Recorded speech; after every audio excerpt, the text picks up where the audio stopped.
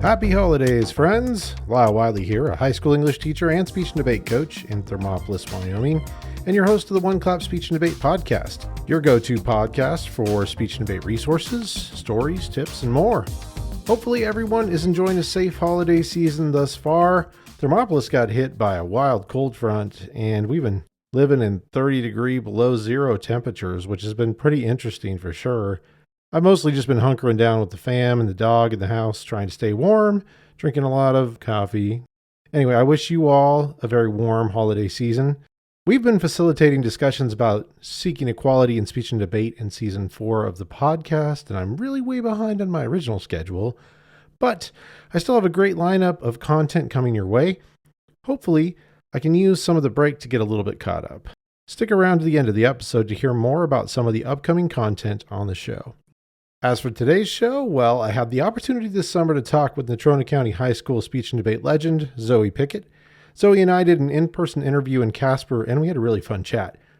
Zoey talked about her geography club in middle school, why she loves Lincoln Douglas debaters, what makes an extemporaneous speech really pop, and why it's important to have conversations about gender bias in the speech and debate community. So let's go ahead and just hop right into my interview with Zoey Pickett. Welcome to the One Clap Speech and Debate podcast. Zoey Pickett.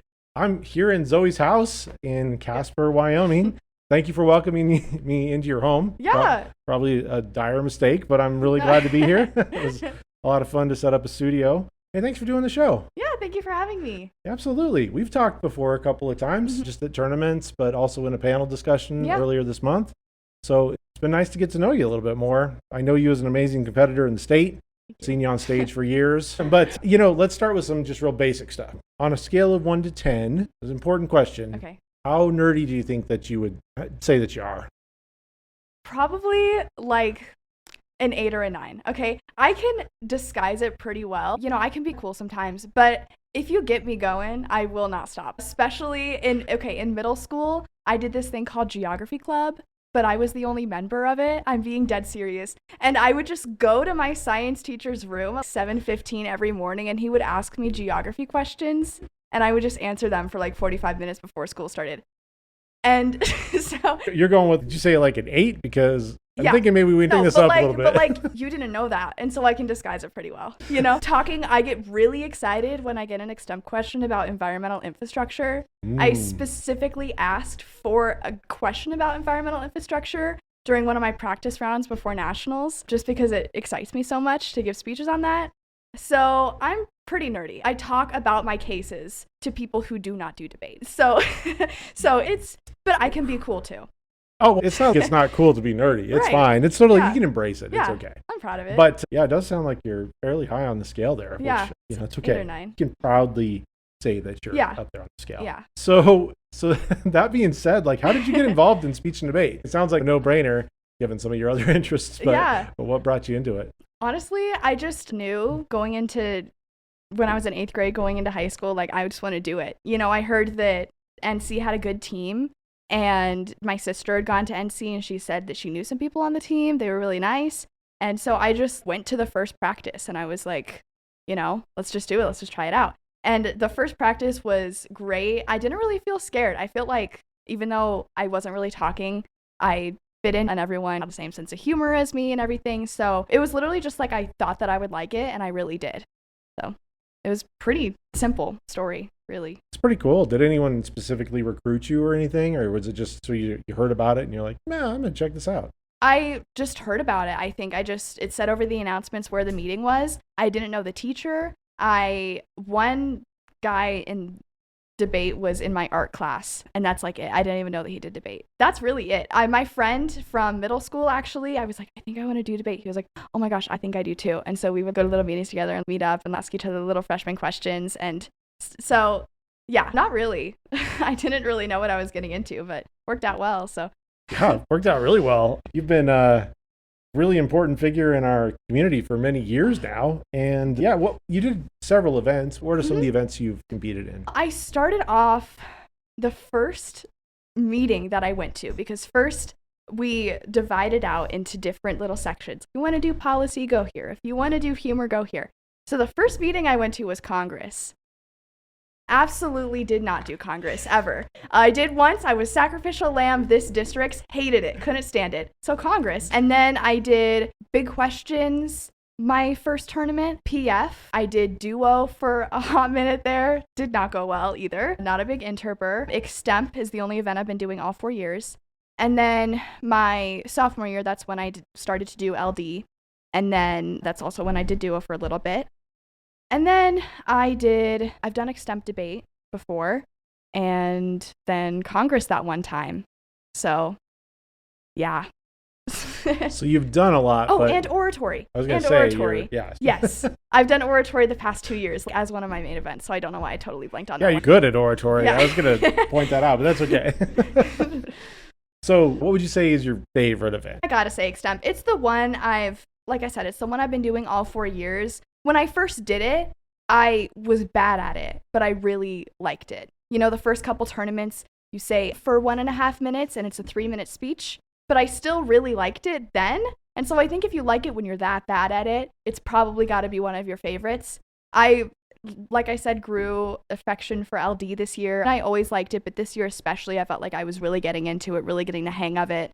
And it would get to the point where if someone said their value and I knew a really good attack on it, I'd be like, yes, and, get really excited about that. And so I got to go with Extemp, but LD's up there too. I do want to dig into Extemp with you. Let's talk LD for a couple minutes first. Mm-hmm. So what is it that kind of eventually seduced you about LD so much? What'd you like about it so much? I really like the fact that you can have an entire debate that isn't really based around the resolution and instead just based around like the idea of morality, because I just really like having political conversations. My dad was a philosophy professor, and so I knew who Nietzsche was when I was 10. And so just that kind of idea was really, I don't know, I really liked that, and I felt like I could understand that really well. And just having these abstract philosophical ideas and trying to apply it to real world issues, I think is really cool.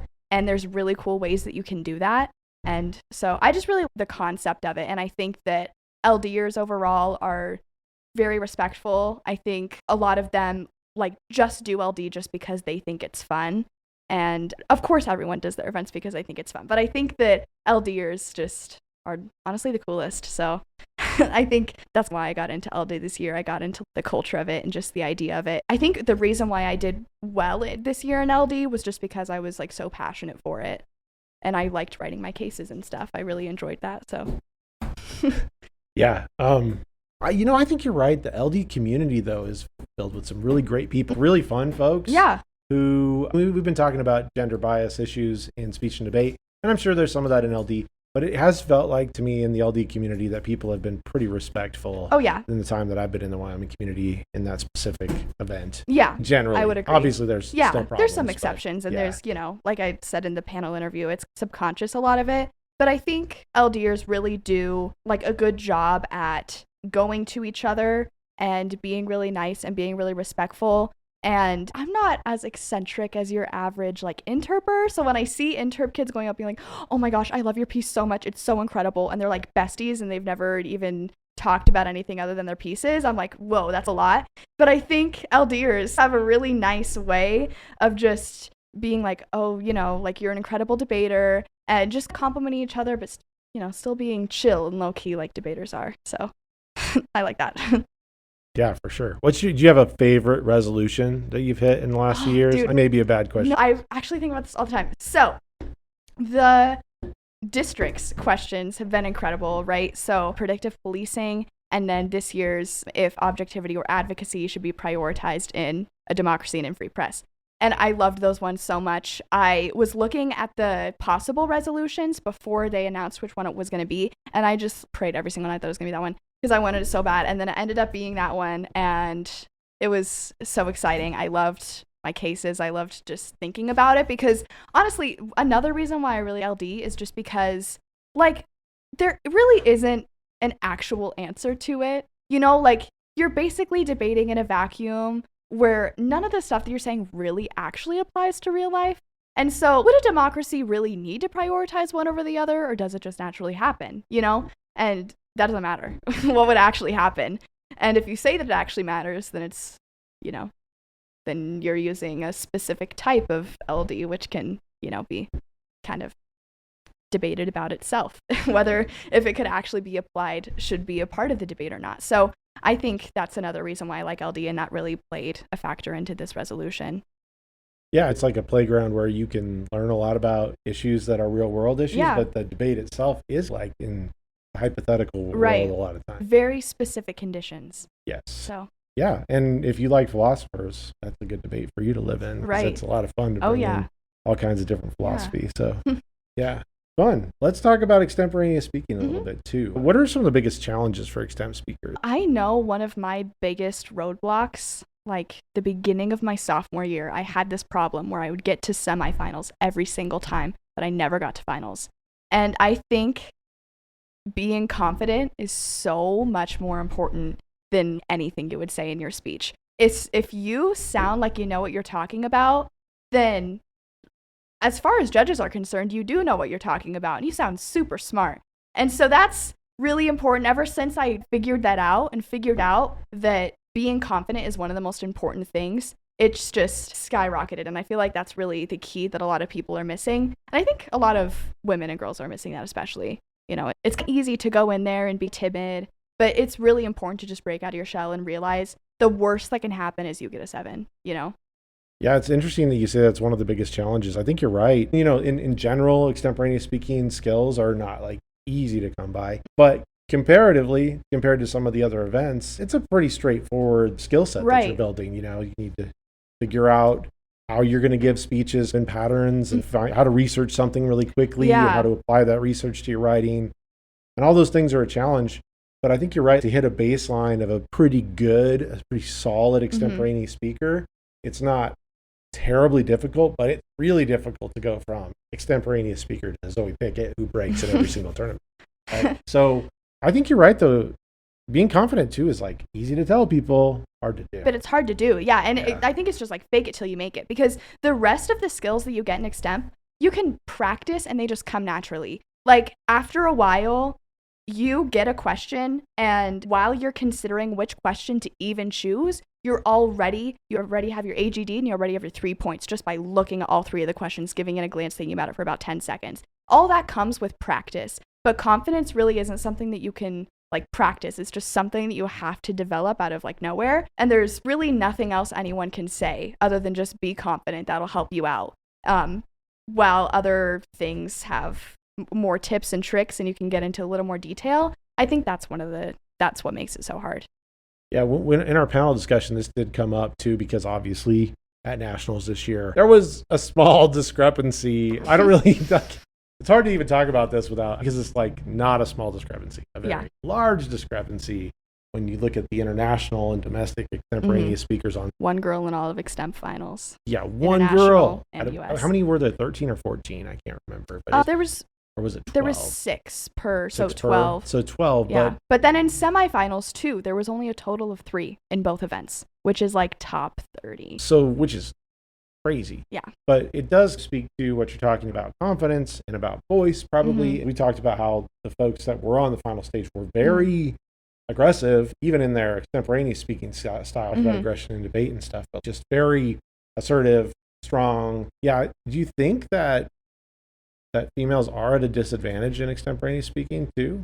I think so. I think that speaking being in the title implies obviously that your speaking and your presentation is going to be like basically the most important part. You can be totally wrong on your information as long as it's not falsified or anything. You can just have a horrible take. But if you make your judge believe that, if you don't use passive language, you don't say, I believe, you say, this is the way that it is, and you sound super confident, you're going to do well in a round. If your information is so well analyzed and you are just, so intelligent based on what you're saying, but you don't sound sure about it, you probably aren't going to do too well in that round. And so I think that a lot of girls are so used to just in the real world being interrupted, and so that means you use filler words, filler phrases, like I'm saying, and right now. And so just the fact that we naturally speak like that, and, the uptalk thing, like I uptalk, And that's a thing that women do more than men, which is not good in Extemp. You should not use filler phrases. You should not uptalk. You should not use passive language. You know what I'm saying? You cannot say that in Extemp speech, but girls just naturally say it more just because the way that we're brought up. And so I think not only is it harder for women to be more confident in these events, but it's also hard to untrain yourself from the things that you've naturally learned. And I think I personally, like I said, I use uptalk. I use a lot of slang. I curse a little bit. That's just like naturally what I do. And I feel like at a certain point with practice, you learn to be able to switch it on and off. It's honestly kind of like code switching in a way. And I think that's harder for women than it is for men. Yeah, we're not even really touching on judge bias, which if women did come into the round and spoke the way that we're talking about to be successful, could immediately be a turnoff for some judges because of cultural bias. Yeah, and it's viewed as unprofessional. And I'm not saying that it is professional, but it's just the way that we talk more. Yeah, for sure. Yeah, no, this is like difficult stuff to talk about. Don't want to just complain. Definitely not what we're doing, but I think people need to know and we need to talk about these things so that folks are aware of their implicit bias. Yeah. And understand how much more difficult it is for ladies to do these events because they have so many more things to try to take into account when they get in front of a judge in these kinds of situations. And clearly we have an issue when at NSDA, 95% of the folks on stage are male. Yeah. Not a problem. Yeah. But let's go back to skill-based stuff. Yeah. So besides being confident, which I mean is important, and we can maybe even think about some ways to try to help people be more confident, but what are like your key pieces of advice to Extemp speakers to perform at their very best? I think a lot of people think that Extemp is one of the hardest events because they think, oh, you just write a complete new speech from scratch every single time and you have to memorize it. That's impossible. But honestly, it's really not that way. I think, honestly, it's as scripted as a lot of other events.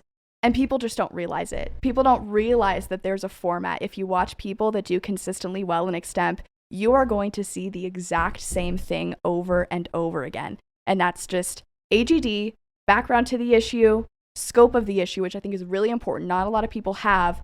Why should your judge care about this? I think that's really important. You can't just be like, oh yeah, we're talking about like the war in Ukraine. No, why is it important that we talk about the war in Ukraine? Why is it important that we ask this question? And then saying, so it begs the question, giving your question because of these 3 points, right? And then in your points, you have specific things outlined that are a little more personalized to each speech. And then at the very end, you wrap it up, you give the scope again, you go back to your AGD. Like it is very formatted. And I think not a lot of people realize that. Not a lot of people who have done a ton of research into Extemp realize that it is a specific format. And so honestly, that makes it not that hard to memorize. If it's just like a formula and you're just plugging in different context every time and different topics. And I think that's one thing that once you figure that out, it just becomes so much easier. For the uninitiated, what's AGD stand for? It's attention grabbing device. And so it's the thing that you give at the beginning of your speech that is the zinger. It doesn't go right into it, but you don't just, if you are giving a speech on the war in Ukraine, you don't just start talking about it. You have something that's relatable or a joke, depending on how serious the issue is. Sometimes you really shouldn't be giving a joke as your AGD. Sometimes it is warranted. That's how you grab your judge's attention.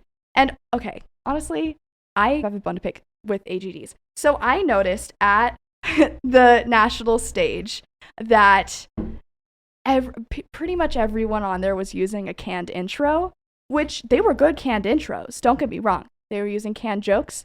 That's totally fine. Personally, I think it shows a lot more skill if you can come up with a new one every time.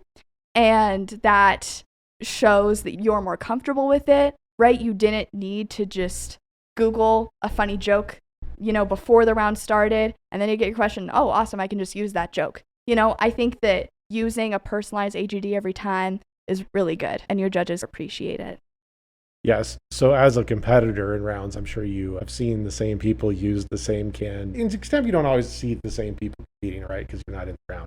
But if you were, I'm sure you'd see. I know people that use the same introduction. Right. Not every speech, but 80% of their speeches. Yeah. And the thing is, at nationals, finals, it was a canned joke. It wasn't a canned AGD. But 2 different people used jokes about how Leonardo DiCaprio is a climate activist. And that's really funny because his career started with an iceberg. 2 different people use that same joke. And I was like, hey, I know that was on Google, you know? And so it's just using a canned AGD, I think sometimes can be warranted and you're like, oh, this works super well. But it gets dangerous because if it's too not personalized to your speech, then stuff like that can happen and your judge can be like, it would suck to be the second person to make that joke, you know? True. Yes. And, you know, at a stage like that, every little tiny advantage you can get is a big advantage. Really important. And honestly, Absolutely. I think the Wyoming circuit is competitive enough that you get to a finals round at a bigger tournament. It's nitpicky stuff like that ends up deciding anyways.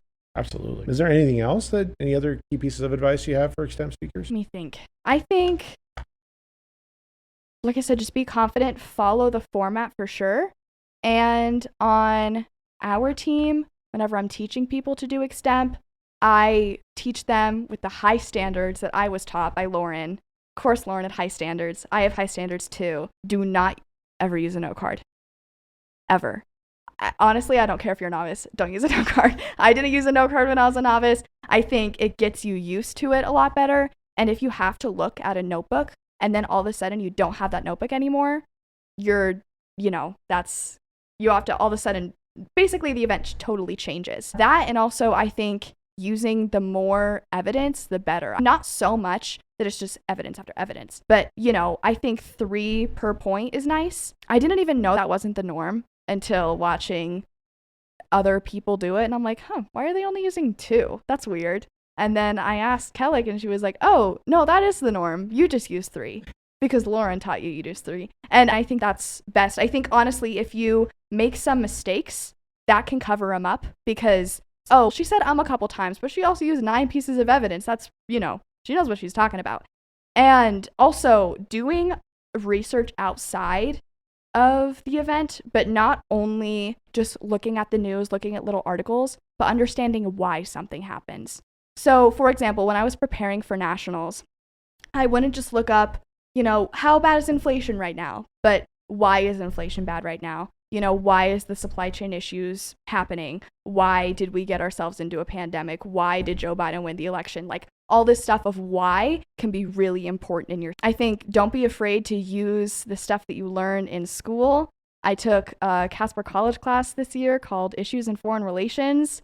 And that class made my speeches like 9 minutes if my judge wouldn't have stopped me because of just how much background information I had. So I think understanding why things happen, understanding historical context, as well as using evidence to just, give little statistics. Like I think inflation's 9.1% right now. So just stuff like that, just knowing off the top of your head, I think is really helpful because then in your event, in your like actual prep time, you don't have to be looking up what is inflation right now. You can just look up, like, you already know the number in your head. You just need a source to cite it. And that makes it a lot faster.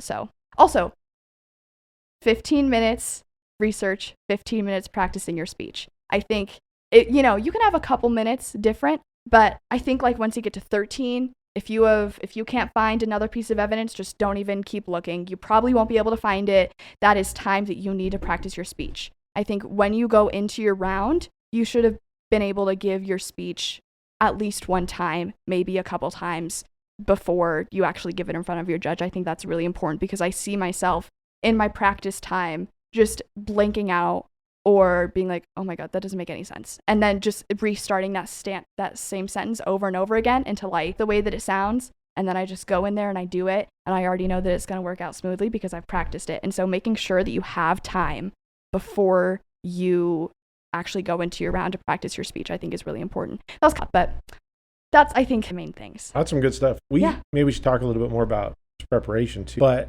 before we go there, I like Lauren's rule of 3s. I like to teach Extemp all in 3s and try to encourage everyone to have, 3 main points or 3 different parts of the speech that they're going to tackle. And then, in their introduction, making sure that they say those 3 things and then their conclusion that they restate them in a different way. Yeah. But then just saying 3 pieces of evidence per point is a lot. You're right. But I do think it can cover up for some other issues in your speech if you do have that much evidence. Plus, if you're prepared. Yeah. It's not as hard to get all. Right. It's not as hard to get those pieces of evidence. And it means that if you are at 13 minutes, you don't have a third piece of evidence for your final point, that's okay. 2's the norm anyways, right? You're still ahead of the game. And so I think that really helps. Another thing that really bothers me, I just remembered this. I think that this is for more, your judge probably won't pick this up unless they've done Extemp themselves or they're a coach in Extemp, but actually answering the question is something I feel like extempers do not do. I think if you get a question and you say, so first, let's look at the background of this question. Then let's look at the different factors that go into it. And then finally, and then your final point is actually answering the question. No. You should have answered all of that in your first 2 points. You should have summed up in your background, in your introduction, and then this is my answer, and these are the 3 components that go into why I answered it this way. I think that giving like, for example, if you were to get a question about like why Joe Biden won the election, giving, okay, let's look at his past, let's look at his present, and now let's look at the future. That's not answering the question. The question was, why did he win the election? Here are 3 reasons why he won the election. I think that's a really good way to get ahead. And a lot of people don't really think about that. But I've gotten that quite a few times on my ballots of like, yeah, like you had great analysis, but I didn't really get a direct answer to the question. And that's something that I see in extempers all the time that have the format down. They seem really confident. It's like your next step is that you have to be sure that you answer the question. And that'll come with practice too. It's so weird that you say that because it seems so obvious, but I see it a lot. And I think part of the reason why, though, too, is a lack of preparation. And sometimes that's an easier route. Right. Because it can be difficult to make a decision about how to answer the question. And so maybe you don't have enough information about that. Then they'll fall back on like background information. Yeah. Give more, color to this question. And then I can answer with something. But I think a judge picks up on that pretty quickly, especially if they see someone else in the round who answers the question. So. And it can be really hard to shorten your intros because, like I said, background is really important. And it's really hard to fit everything in the intro, including the background, especially if there's a lot of background to it, into that time that you should be allotting to the intro. But it's really important that you just answer the question and you spend the 3 points that you have just answering the question. Because odds are, it's a really nuanced question with a lot of possible answers to it, and you should be using those 3 points to, extend on that nuance and be sure that you're giving that really good analysis. For sure. What are some other things you do to prepare, or a good extemper should do to prepare? Like watch the news? Do you have any preferences for that sort of thing? Yeah, you should definitely be watching the news, be keeping up on everything, and like I said, you should also be asking yourself why things happen, be investigating into that. There's these 15-minute NPR podcasts that just go into detail, just enough detail of why things are happening. I listen to that all the time whenever new episodes come out. And not only that, but NPR is a great source. BBC has podcasts. And so just going into different perspectives on issues as well. So not only consuming CNN, also consuming Fox and The Guardian, BBC, NPR on the same issue can give you a lot of different context because a lot of them just pick and choose what they want. Not that it's, fake or false, but just that, you can really only extend on so much. And so that gives you a really good scope. And then also, if you are doing Extemp, it's easy to throw away your practice time, but you got to be given practice speeches. You got to. And it may not sound fun. I don't really like giving practice speeches, but you have to. It's the only way.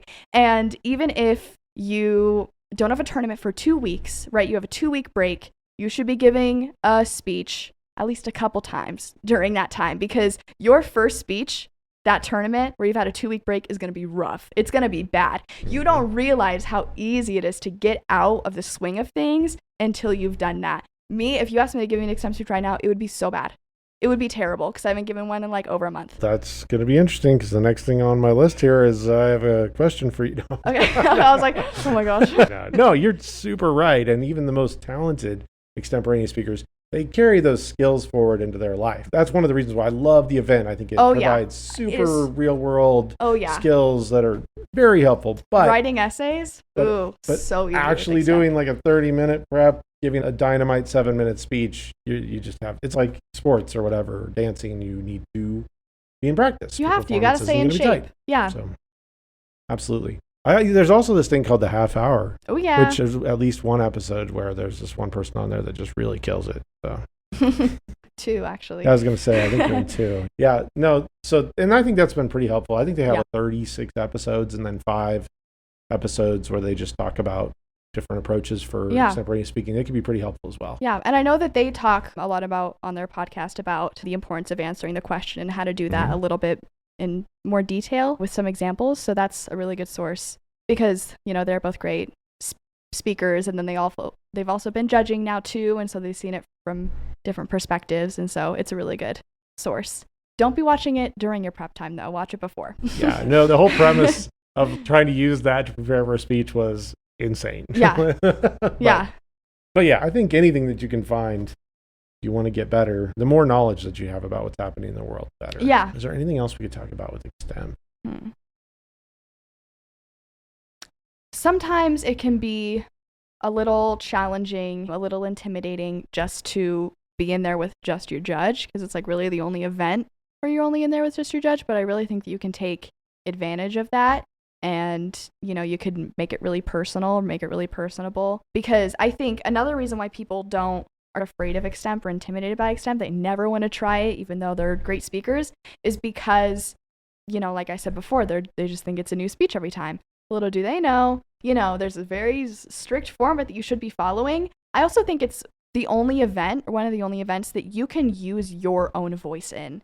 And because interp events, it's a script, right? Your debate events, you have to be very professional. You're arguing a certain thing that you honestly probably don't even believe, right? And so Extemp, you not only get to use your own opinion in it and your own researched perspective, but you also get to make jokes that you would actually make in person, as long as they're like appropriate. You get to use your own voice. And I think a lot of times you can get out of a round, like I can get out of an LD round and I'm so like heated and I'm so mad. And then I can just go to an Extemp speech, and instead of being super stressed out, I just use that as my time to relax and just, just talk with someone about a topic that is interesting that I happen to pull as a question. So I think just understanding that, honestly, the more chill you are, the better. You still need to be confident. You still need to be like, hey, this is what's going on. This is what the answer to this question is, right? But you can use your own voice, and I don't think that you should be afraid of that, because judges can tell when you are too uptight and too afraid and too rigid. So just being calm also goes into the confidence thing too. Using your own voice, you're most confident using your own voice because that's what you do every day. So one of the reasons why I love the event so much is if you get someone who's very winsome and comfortable in their own skin and, lets their personality come out in their speaking, a lot of times those people do really well, but then their ceiling's kind of low until they get the other stuff down, evidence and figuring out how to integrate it into their speech, the structures down, and then they can go over that. Right. But then the other folks that are strong on pulling evidence, writing speeches, and maybe a little rigid, sometimes they get over that hump, and they end up integrating their personalities. Oh, yeah. And they find ways to do that. So I've had experience both ways with students, and love to see how it helps people grow. Yeah. And I remember my sophomore year that was Lauren's senior year. She was an incredible speaker, and she had everything down pat. She was incredible. Everyone would be like, oh, so you did so well in finals, but you know who's going to win. I was like, oh yeah, don't even. But there was a couple times, I don't know, 2 or 3 times where I was placed higher than Lauren was. And I don't think that ever should have happened. But I think, honestly, the reason why it did happen was because my personality is just a little bit more lighthearted, a little bit funnier, and I let that shine through.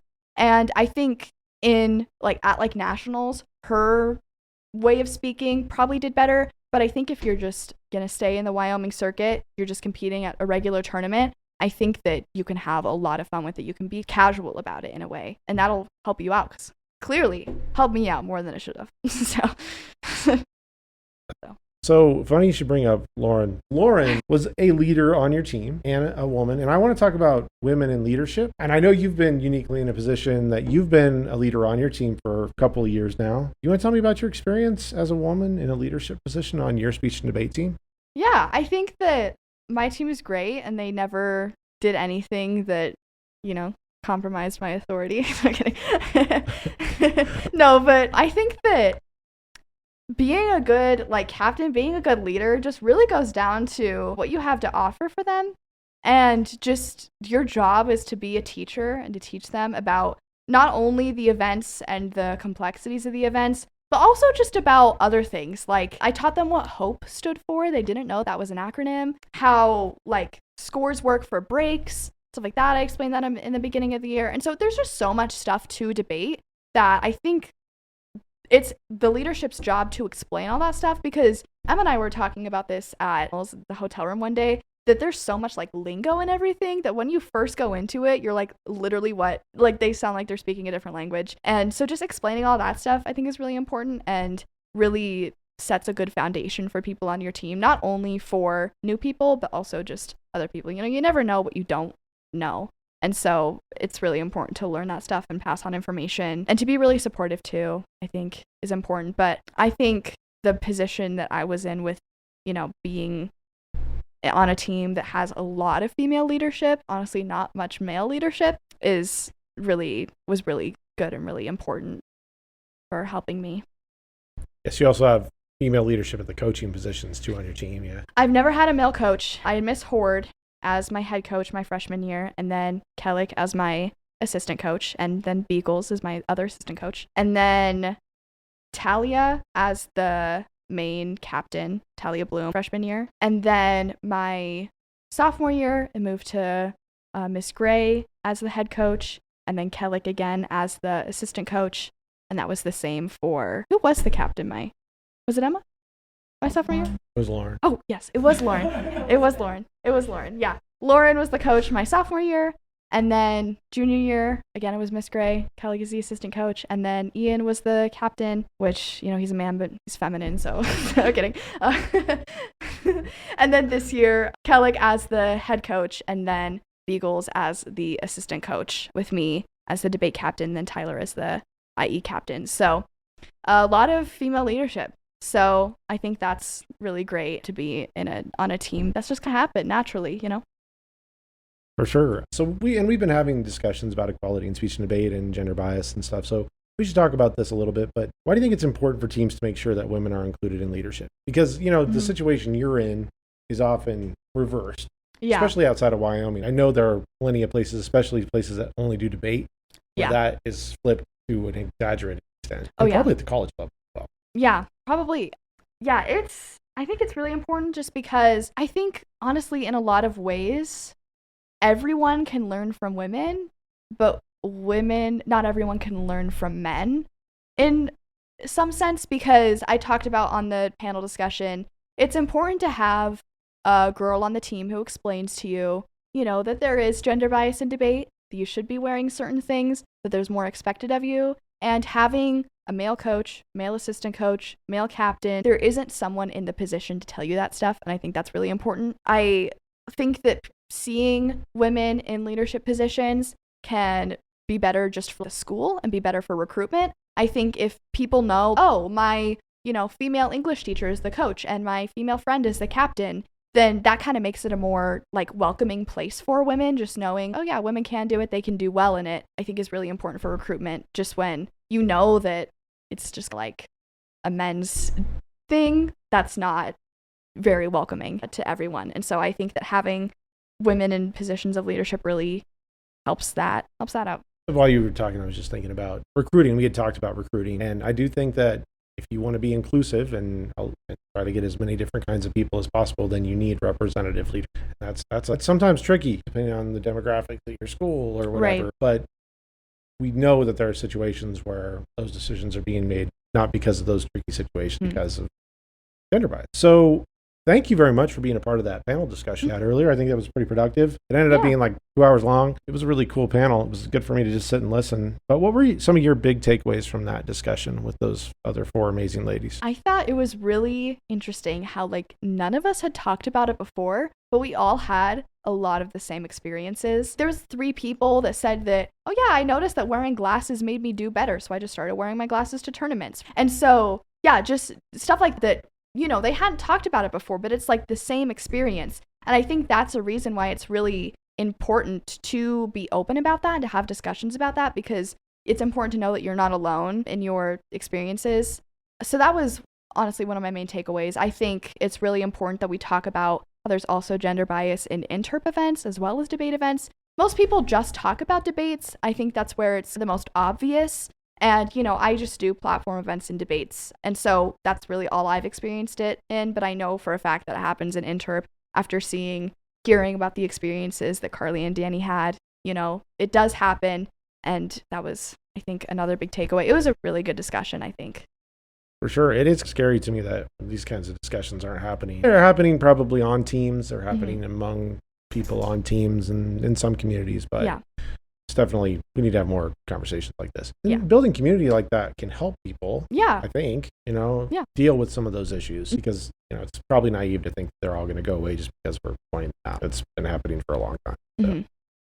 But, thanks again for being a part of the panel. We have a couple more coming up, so it'll be interesting to see how they add to the discussion. But Zoey Pickett, what's next for you after being a dominant speech and debate force for so many years? What are you doing now? So I am going to college in Massachusetts, in Western Massachusetts. I'm going to Mount Holyoke College.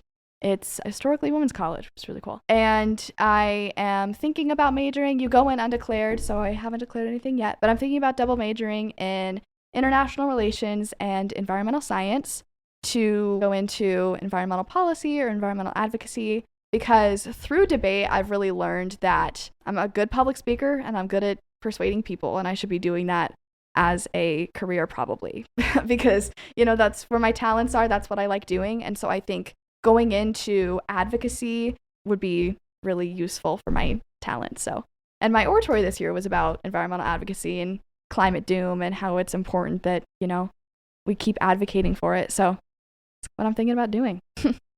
Are you going to pursue any speech and debate there at all, or dance? I'm not going to dance, I don't think, but I might do debate. I don't know. I was thinking about not doing it, but then after nationals, when we were on the plane, I was like, oh, nope. I was like, now that it's over, I don't know what I'm going to do without it.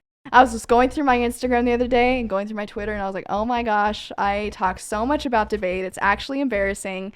And so I don't know if it can just not be a part of my life anymore. They have this thing called the 5 College Consortium, which is, so my school itself is really small, liberal arts college, but it shares, you can basically take classes and do extracurriculars at any of the other 5 schools, which includes Amherst College, which is a really great school, Smith College, and then the University of Massachusetts in Amherst.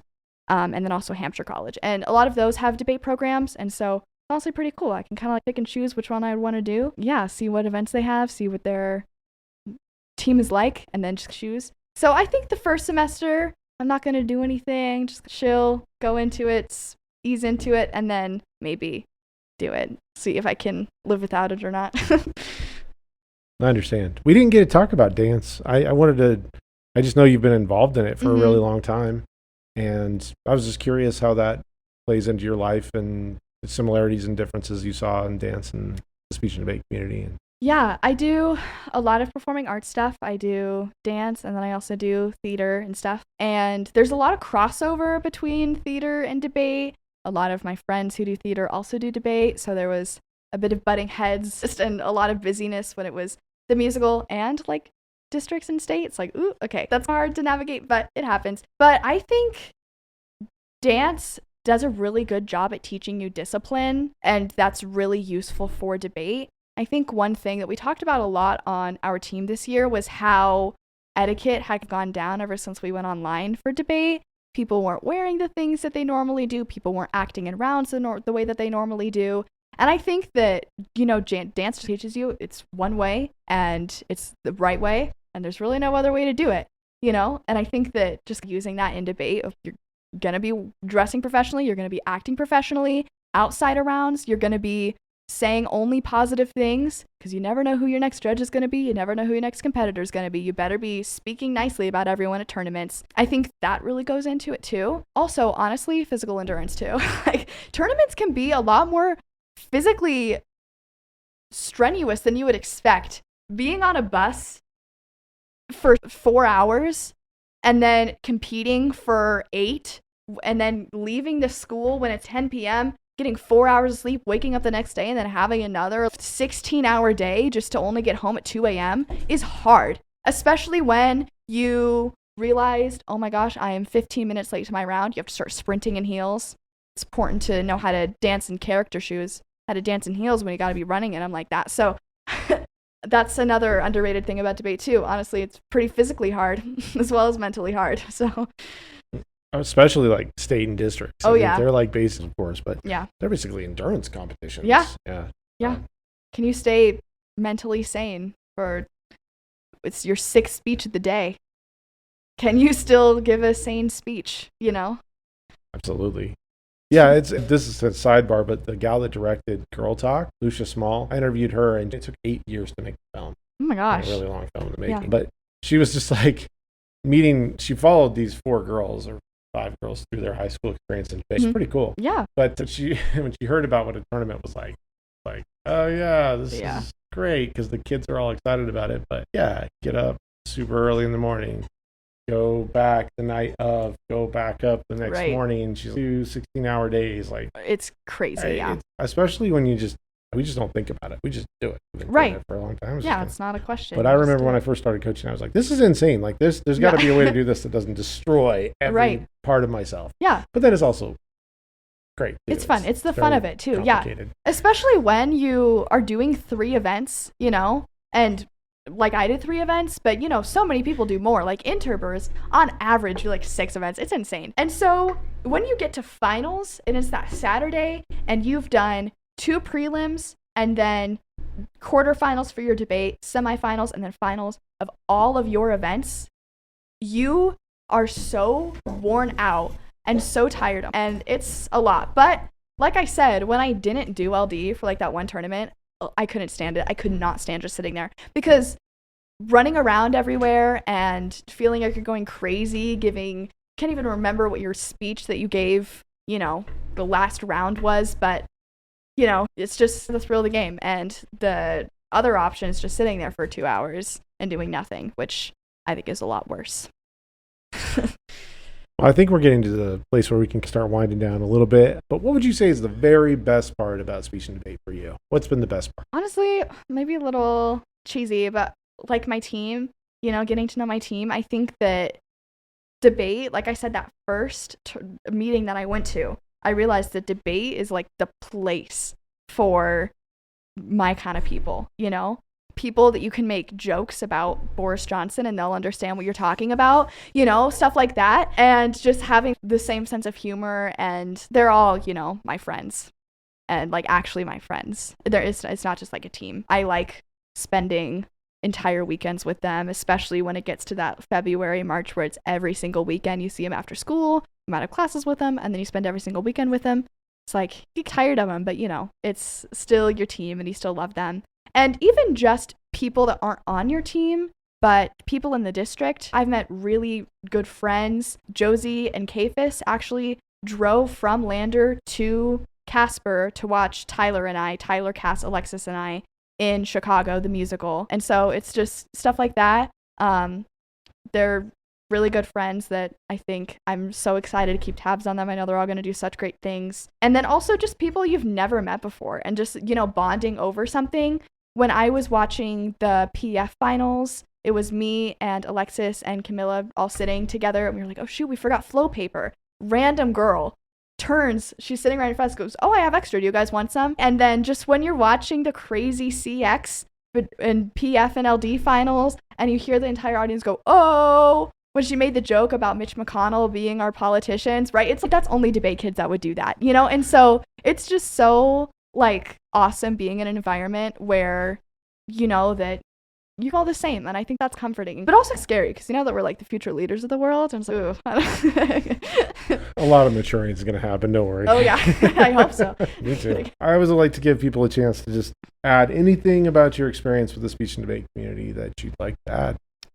No, like I said, I think it's going to be really fun watching everyone grow into who they're going to become and see how they use debate in their lives. I know I've already used it, and I know I'm going to use it a lot more. So I'm just excited to see that, excited to see everyone that I've made friends with grow into the people that they're going to become, because I think they're all pretty cool. That's pretty lovely. I do have one more question, and it's very important, trying to figure out what the best speech and debate snack is. So for you, tournament, you're on the go, you don't have a lot of extra time. Like, what's your go-to, or maybe it could be preparation, maybe while you're preparing, what's your go-to speech and debate snack? being on the Natrona County High School speech and debate team, there is a correct answer to this, and I can't explain why, but it's gummy bears. If you're on the team, if you've been on the team for the past couple years, you know exactly what I'm talking about, but I'm not going to say it on the podcast. I love gummy bears, so it makes sense to me, but I'm guessing there's more to the story. There is a story. I'll tell you when we're done if you want to. Thank you so much, Zoe, for sitting down and doing an interview with me. It was super fun. Yeah. Learned a lot. Many thanks to Zoe for agreeing to do an interview with One Clap and sharing her story, her experiences, and her ideas with us. Zoe also recorded a couple of short videos that I'm editing to add to our social media and YouTube pages as well. I'll add the full transcript of our discussion on the website, oneclapspeechanddebate.com. Be on the lookout for 2 more panel discussions with women in the speech and debate community coming up. Included in these discussions are the following panelists: Kinley Whitney, Carly Jo Huff, Petra Van Court, Morgan Russell, Breeze Petty, Lauren Blackwelder, and Sarah Baynard. If you'd like to join the discussion here at One Clap Speech and Debate, shoot me an email at lylewiley@gmail.com or reach out on the One Clap Speech and Debate podcast website or social media that are linked in the show notes. Also, be sure to check out our new YouTube and TikTok channels, which I'm slowly working on. They will also be linked in the show notes. This year, maybe consider supporting One Clap Speech and Debate by checking out our Patreon page linked in the show notes. You can partner with me on this journey for as little as $1 a month and stop patronage at any time. Special thanks to our patrons, Terry, Tina, Brenda, Aaron T, Melissa, Marcus, Laura, Londi, Ashley S, Joel, Matt, Alan, Ashley M, Aaron, Izzy, and Rick. Thank you all so much for your support. And thank you for listening to One Clap Speech and Debate. Remember, your voice matters, and we'll catch you next time. Happy holidays from One Clap.